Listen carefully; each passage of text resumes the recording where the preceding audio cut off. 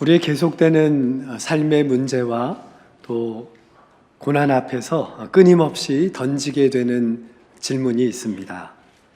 왜 우리가 그토록 하나님을 잘 믿는데 왜 이렇게 어려운 일이 계속되어야 하는가?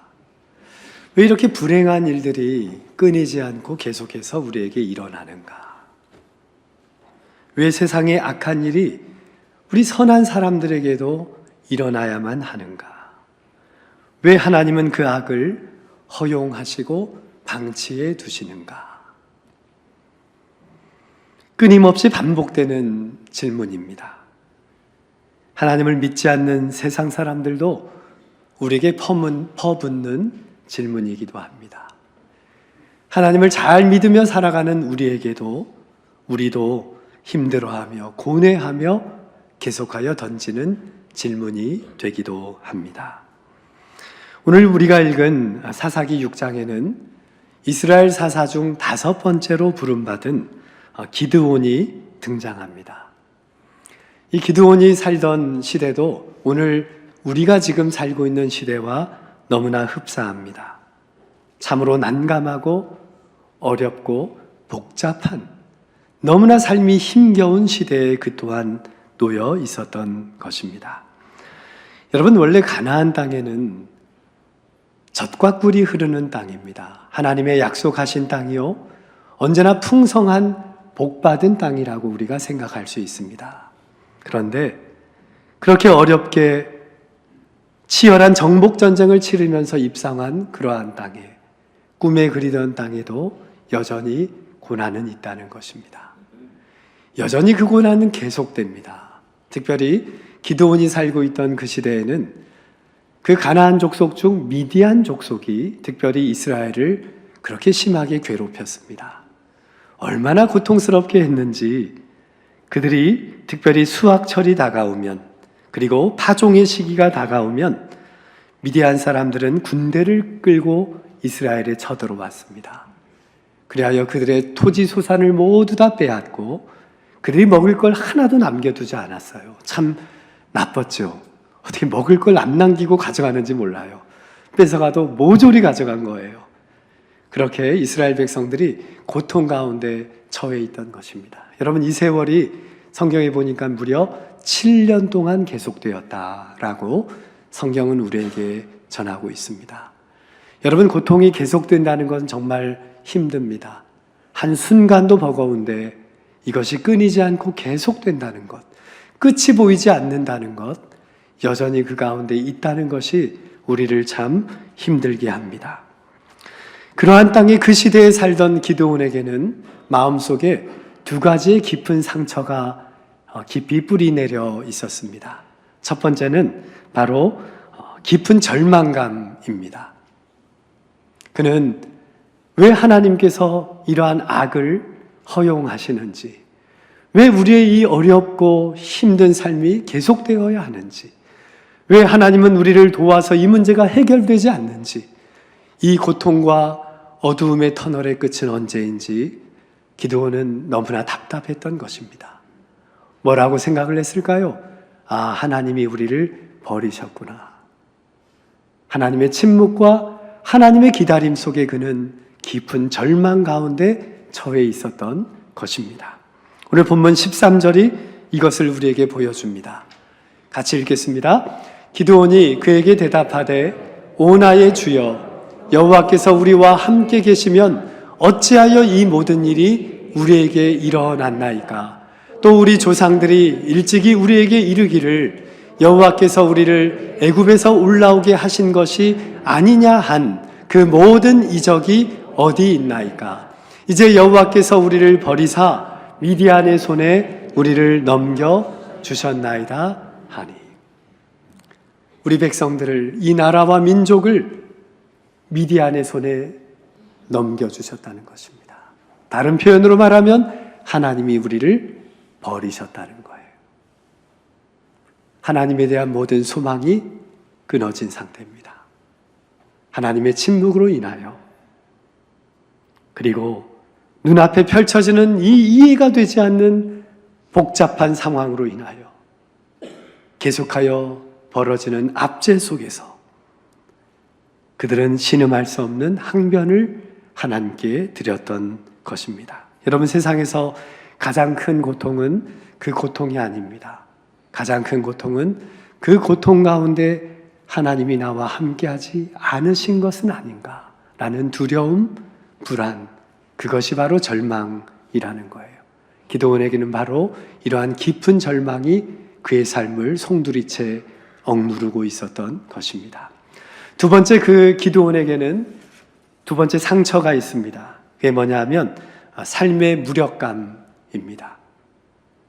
삶의 무력감, 나의 무기력한 삶, 나의 연약하고 초라한 나의 삶으로 인한 실망을 말하는 것입니다. 하나님이 그를 찾아오시자 그는 이렇게 답변합니다. 15절의 말씀입니다. 같이 읽습니다.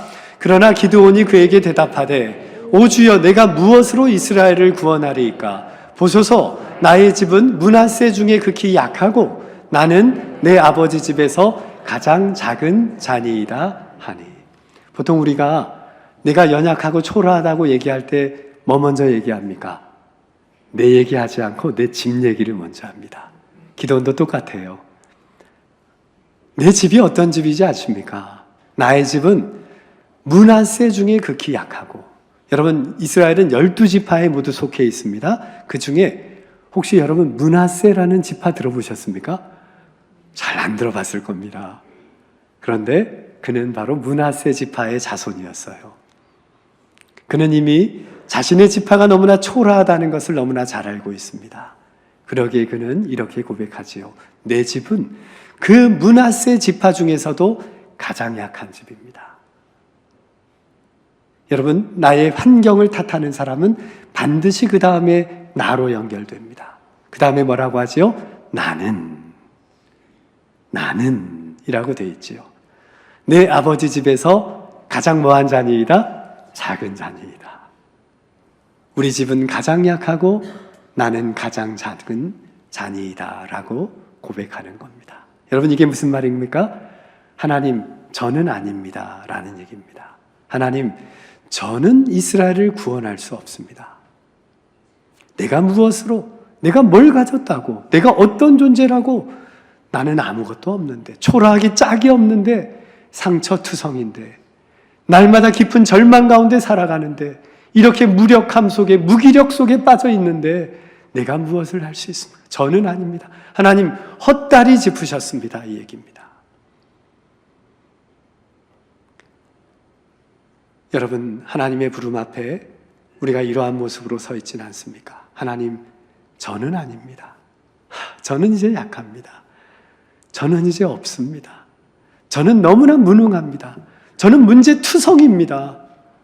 나 때문에 항상 사고가 납니다. 혹시 여러분 이러한 모습으로 주님 앞에 서 있지는 않습니까? 여러분, 이런 무기력한 태도는요, 특별히 고난의 시간이 길어질 때 우리 가운데 또 이렇게 깊이 다가오게 됩니다. 모든 자신감을 잃고 나의 자존감을 잃어버리고 나의 신앙인으로서의 긍지와 하나님의 나를 향한 기대와 소망을 잊어버린 채 낙심과 절망 가운데 살아가는 우리의 모습이 바로 오늘 기드온에게 보여지는 것입니다. 여러분, 이러한 기드온의 모습은, 이렇게 소심하고 또 이렇게 나약한 그의 모습은 특별히 하나님이 그를 찾아오셨을 때, 그때 명확하게 우리에게 보여집니다. 본문 11절의 말씀인데요. 11절 같이 읽습니다. 여호와의 사자가 아비에셀 사람 요아스에게 속한 오브라에 이르러 상수리 나무 아래에 앉으니라. 마침 요아스의 아들 기드온이 미디안 사람에게 알리지 아니하려 하여 밀을 포도주 틀에서 타작하더니. 여러분, 하나님께서 우리 기드온에게 찾아오실 때 기드온은 지금 무엇을 하고 있었을까요? 뭘 하고 있었죠? 밀을 뭐 하고 있었어요? 타작하고 있었어요. 밀타작은 아주 성스러운 일입니다. 그죠? 농사의 가장 중요한 일입니다. 그런데 의외의 단어가 거기에서 보입니다. 밀을 타작하고 있는데 어디에서 하고 있대요? 포도주 틀에서 하고 있습니다. 여러분, 좀 이상하지 않습니까? 원래 밀은 어디에서 타작하는 거예요? 어디에서요? 안방? 안방은 아니죠. 예. 여러분, 밀은 어디서 하냐면 넓은 공터에서 하는 거예요. 넓은 공간에서 해야 됩니다. 한번 밀타작 사진을 보실까요? 예, 얼마 전에 어떤 우리 농가에서 하고 있는 밀타작의 모습이에요. 요즘에야 탈곡기가 있어서 좀 더 쉽게 또 과학적으로 하지만 이전엔 다 직접 했지요. 바람에 날리는 겨들을 걸러내고 또 이렇게 밀타작을 했어요. 여러분, 이것은 필수예요. 뭐냐 하면 넓은 공간이 필요하다는 거예요. 사람들이 다 보는 곳이고요. 태양이 잘 비추이는 곳에서 이 밀타작은 이루어져야 합니다. 그런데 지금 기드온이 아까 어디서 하고 있다고요? 포도주 틀. 혹시 포도 농사를 져보셨습니까? 여러분, 이 포도를 이렇게 수확하고 또 그 포도를 숙성시키려면 당시 유대 사회에선 반드시 포도 굴을 만들었다고 합니다. 그 굴에 들어가서 이 포도가 잘 숙성되고요. 또 그래야 오래 보존이 되고 또 상하지 않았다는 거예요. 그러니까 지금 기드온이 밀을 넓은 공터에서 하지 아니하고 구덩이에 들어가서, 포도 구덩이에 들어가서 지금 타작을 하고 있었다는 것을 한번 상상해 보십시오. 대체 왜 그랬을까? 거기에는 방금 읽은 본문에 그 답이 나와 있어요. 다시 한번 11절을 보실까요? 그 이유가 뭐라고 하죠? 같이 읽습니다. 미디안 사람에게 알리지 아니하려 하여. 숨었던 거예요. 이거라도 빼앗기지 않으려고. 이것까지 뺏길까 봐 두려워서. 그리하여 나의 초라하고 나의 비참한 모습을 드러내지 않고 그는 숨어서 이 일을 하고 있었던 것입니다. 딱 그때 하나님께서 찾아오셨어요. 너무나 소심하기 이를 데 없는 한 민족의 청년의 모습 아닙니까? 아니, 싸우다가 지키면 되지. 그렇게 숨어서까지 할 건 아니잖아요. 이것이 바로 깊은 절망과 낙심 가운데 빠져있는, 무기력함 가운데 빠져있는 기드온의 모습이었던 것입니다. 여러분, 우리 하나님은 이렇게 연약하기 짝이 없는 상처투성이인 기드온을 찾아오신 거예요. 여러분, 이렇게 찾아온 것만도 실은 기적 아닙니까? 이렇게 연약하기 짝이 없는 사람, 이렇게 초라한 사람, 이렇게 소심한 사람, 이렇게 무기력증에 빠진 사람, 나는 너무 비참한 인간이야 라고 생각하며 살아가는 우리에게 오늘 하나님이 찾아오셔서 기도원을 불러주신 것처럼 우리를 불러주십니다. 여러분, 뭐라고 불러주시는 줄 아세요? 12절의 말씀 같이 읽겠습니다. 여호와의 사자가 기드온에게 나타나 이르되 큰 용사여, 여호와께서 너와 함께 계시도다. 누구보다 작은 용사인데, 아니 무슨 용사입니까? 너무나 비참한 청년인데 오늘 하나님은 그를 향하여 큰 용사라고 불러주십니다. 그리고 찾아온 여호와의 사자가 하나님께서 너와 함께 하시도다. 아니, 하나님은 우리와 함께 하지 않는다고 절망했는데 하나님은 떠나셨다고, 하나님이 우리를 버리셨다고, 이 모든 악한 일에 하나님은 침묵하고 계시다고, 하나님은 우리를 외면하신다고 우리는 하나님을 원망하고 그 소망을 끊어버리고 살아가는데, 그러한 우리를 찾아와 큰 용사여, 하나님이 너와 함께 하시도다 말씀하신 것입니다. 여러분, 이 큰 용사라는 이 단어는 매우 의미심장한 표현입니다. 히브리어로 이 단어를 한번 보시면요, 한번 우리 히브리어를 같이 한번 읽어보실까요? 기뽀르 헤하일. 여러분, 어떻게 하셨어요? 책 보고 하시는 거예요? 잘하셨어요. 그 문자를 읽을 필요는 없고요, 한글을 읽으시면 됩니다. 히브리어로 기뽀르, 용사란 뜻이에요. 헤하일은 힘센, 강한, 또 대단한 이라는 의미를 갖고 있는 형용사입니다. 영어로는 mighty warrior라고 번역이 되어 있고요, 우리말로는 큰 용사라고 되어 있습니다. 새 번역 성경에 보니까 힘센 전사라고 되어 있어요. 그러니까 이게 전쟁에 나서는 담대한 군인을 표현할 때 사용하는 단어입니다. 너무나 초라한, 너무나 보잘것없는 그러한 기드온을 향하여 하나님이 오늘 그렇게 불러주시는 것입니다. 여러분, 왜 하나님은 이렇게 연약한 기드온을 향하여 큰 용사라고 불러주신 것일까요? 그것은 하나님의 눈으로, 영의 눈으로 기드온을 바라보았기 때문입니다. 세상의 눈, 육신의 눈으로 그를 바라보면 너무나 연약하고 초라하기 짝이 없는 사람인 것이 맞습니다. 너무나 보잘것없어요. 내세울 것도 없다는 거지요. 그런데 영안을 가진 하나님의 사람의 눈에는 그가 매우 큰 용사임을 알게 해주신 것입니다. 여러분, 우리 인생은 내가 내 자신을 어떻게 인식하고 있는가가 그 사람의 삶을 좌우하게 됩니다. 우리가 영적인 시각을 갖지 않고 육적인 시각을 가지고 나 자신을 바라보면 우리는 금세 일희일비하는 인생이 되고 말아요. 내가 세상에서 조금만 잘 나갈 때는 우리는 쉽게 교만해지는 것입니다. 금세 기고만장하게 행동해요. 마치 내가 대단한 존재가 된 것처럼, 내가 이 가정을 내 마음대로 할 수 있는 것처럼 여기고요. 우리 공동체를 내가 뜻하는 대로, 내가 원하는 대로 그렇게 이끌어가려고 착각하는 거예요. 여러분, 그러다가 조금만 문제가 생기고 어려움이 생기면 그런 사람들은 금세 낙심해요. 아, 나는 너무나 문제가 많아. 깊은 열등감에 빠져서 나는 실패한 인생이라고, 난 아무것도 아니라고 자기를 비하하며 살아가는 것입니다. 여러분, 이것이 바로 육신의 눈으로, 세상의 눈으로 우리를 바라볼 때 우리는 이렇게 살아가게 되는 것입니다. 하나님은 우리를 영의 눈으로 바라보십니다. 세상의 눈이 아닙니다. 영의 눈으로 우리를 바라보시기 때문에 너는 정말 대단한 존재야. 너는 큰 용사야. 너는 정말 특별한 존재야.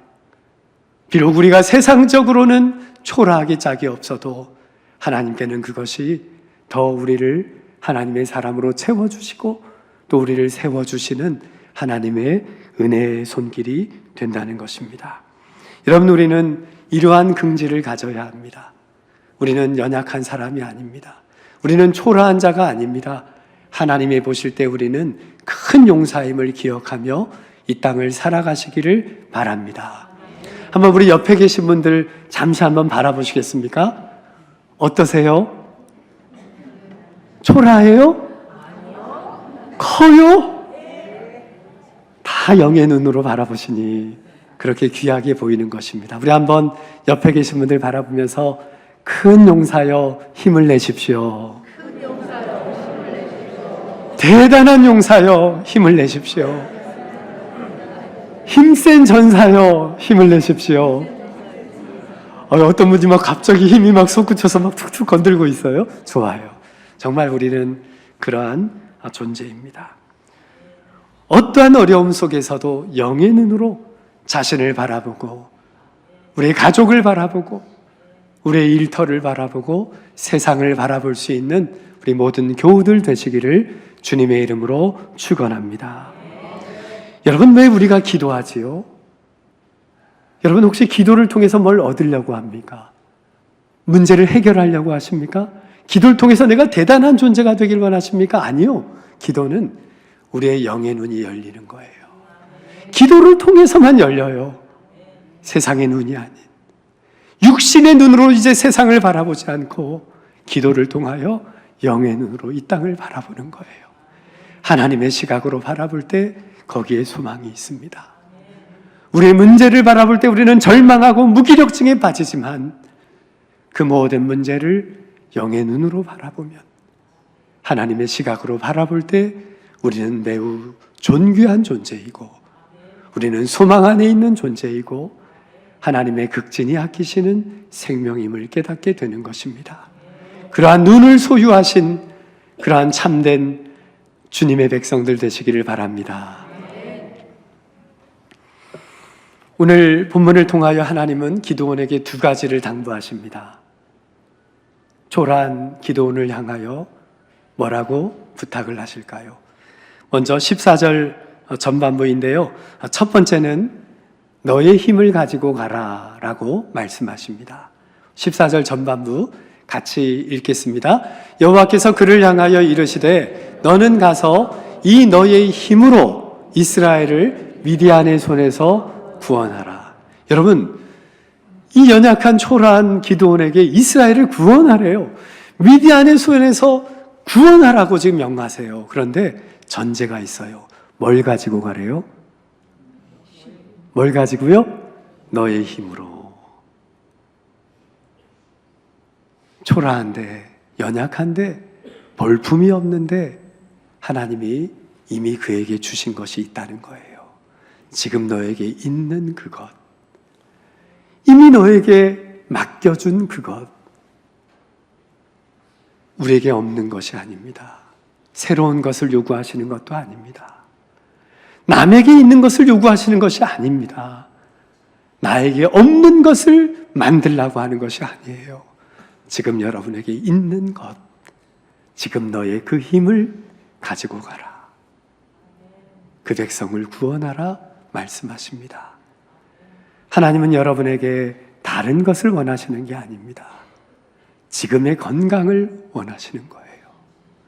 지금의 시간, 지금의 물질, 지금 여러분에게 주신 그 은사와 재능, 그것을 가지고 가라. 그것이면 충분하다는 것입니다. 부족하면 채워줄게. 부족하면 내가 책임져 줄게. 걱정하지 마. 하나님은 우리에게 말씀하십니다. 너에게 주신 힘으로 담대하게 나아가시는 여러분 되시기를 바랍니다. 마지막 두 번째는 내가 너를 보낸다입니다. 함께 읽겠습니다. 내가 너를 보낸다. 14절 끝부분인데요. 같이 읽겠습니다. 내가 너를 보낸 것이 아니냐 하시니라. 그 길을 떠나는 기드온을 향하여 내가 너를 보낸 것 아니냐. 너를 보낸 이가 나라는 거예요. 기드온이 아마 자기의 능력을 가지고 가려고 했다면 그 길은 실패의 길이 됐을지 모릅니다. 그런데 이제 기드온은 내가 가는 길이 아닙니다. 하나님께서 그를 보내신 길입니다. 여러분, 우리의 걷는 길은 내가 가는 길이 아닙니다. 내가 그 길을 걷는 것처럼 착각할 뿐입니다. 이 땅의 삶이 내가 길을 개척하고 뚫고 열어나가야 된다는 부담을 갖고 살아가는 이 땅일 뿐입니다. 실은 하나님께서 우리를 여기에 보내신 겁니다. 하나님께서 여러분들을 그 가정에 보내신 거예요. 그 일터를 여러분을 믿고 맡겨주신 것입니다. 내가 너를 보낸다. 내가 그 길을 가지 않을 때 보냄을 받은 사람에게는 사명은 한 가지입니다. 그것은 뭐냐 하면 보내신 이의 뜻을 수행하는 거예요. 우리가 하는 일은 다른 게 아닙니다. 오늘 그 자리에서 수행하는 것입니다. 보낸 분의 뜻이 무엇일까? 보낸 분의 원하시는 것이 무엇일까? 이 복잡하고 어려운 상황에서 보낸 분이 나에게 원하시고 요구하시는 그 뜻이 무엇일까를 날마다 알아가면서 그것을 그분께 물어가면서 우리는 보냄을 받은 자라는 겁니다. 여러분, 보냄을 받은 자는 편해요. 여러분, 저는 어떻게 망우교회 왔기에 어떻게 왔을까요? 보내주셔서 왔어요. 그래서 너무 편해요. 제가 할 게 없어요. 제가 할 것이라곤 보내주신 분의 뜻을 수행하는 거예요. 그것이 전부입니다. 왜냐하면 보내주신 분이 책임져 주시거든요. 결과는 보내주신 분께 있는 거거든요. 그러니까 우리는 과정과 동기에 충실하는 거예요. 그 과정에 내가 정말 보냄을 받은 자로 있는가? 내 길이라고 내 것이라고 착각하며 오늘 그 자리에 서 있진 않은가? 내가 만들어가야 한다고 우리가 해내야 된다고 착각하며 오늘 우리의 공동체를 섬기고 있지는 않은지 오늘 하나님은 우리에게 그것을 점검하라고 말씀하십니다. 오늘 하나님은 내가 너를 보낸다. 그리고 내가 너와 함께한다. 내가 그 모든 것을 책임질 것이다. 구원은 내가 하는 것이고 너는 수행하는 것이다. 분명하게 교통을 정리해 주십니다. 오늘 우리에게 찾아와 삶의 무력감과 깊은 절망 가운데 있는 우리에게 찾아오셔서 너는 큰 용사여, 너는 정말 귀한 존재란다. 두려워하지 말고 지금 너에게 있는 그 힘, 남아있는 그 힘을 가지고 주를 위하여, 그 백성의 구원을 위하여 수행하라 명령하십니다. 그 명령 담대하게 가슴에 새기고 오늘 우리의 보냄받은 그 자리에서 보냄받은 자답게 그 길을 걸어가시는 우리 모든 성도들 되시기를 주님의 이름으로 축원합니다. 함께 기도하겠습니다.